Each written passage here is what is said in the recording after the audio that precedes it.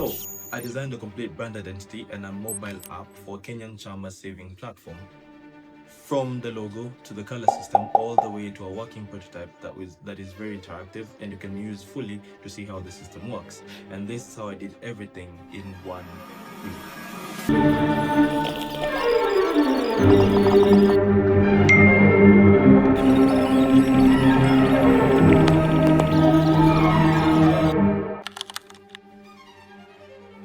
So basically, chamas are informal saving groups, and millions of Kenyan families and also friends pool money and rotate the payouts per person or per family. Yeah, and the problem is all of this is systemized and run over in WhatsApp groups or even notebooks, which actually reduces the accountability and also the transparency in every single thing. So there's no transparency.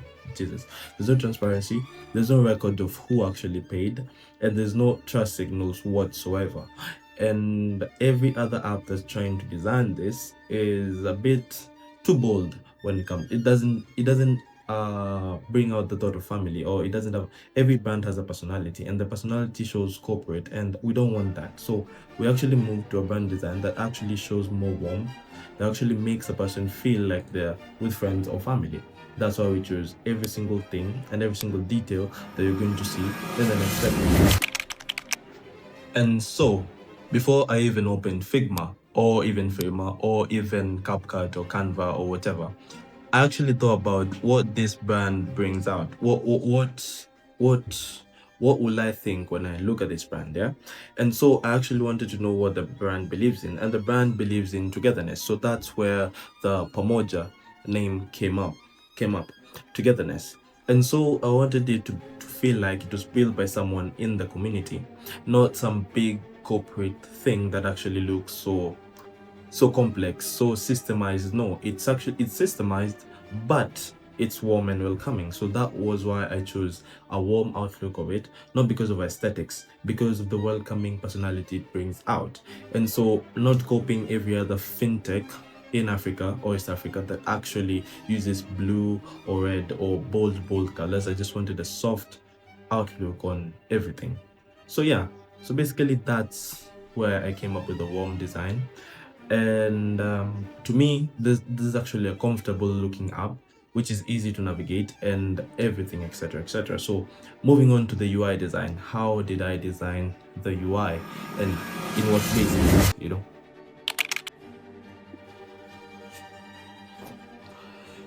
And so with the UI, I wanted the dashboard to look like it's communicating already where you are at a certain point, in the sense that I'd key in my passwords and everything and come to my dashboard, and it'll show me the groups I am in, the chamas that I am in, and actually tell me how much the group has contributed, what I need to contribute, or if I've not contributed, what is needed of me.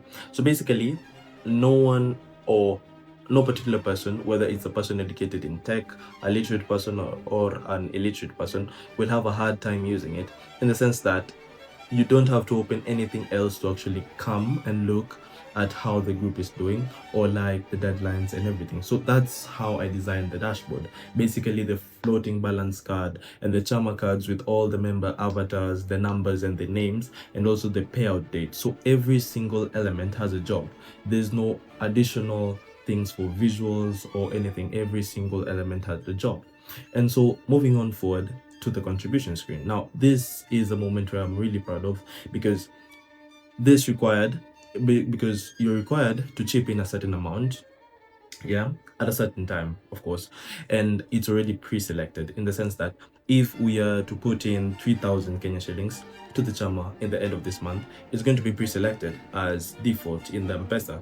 And so you either choose to contribute that, or you can change it up a bit, contribute like half at this time, or like contribute another half at the next time, or in the next time, or the next day, or the next week, whatsoever, however you plan on doing it. But the default will be the amount of contribution that everyone needs will be shown there. So instead of showing continue, it will actually show contribute Kenya shillings 3,000.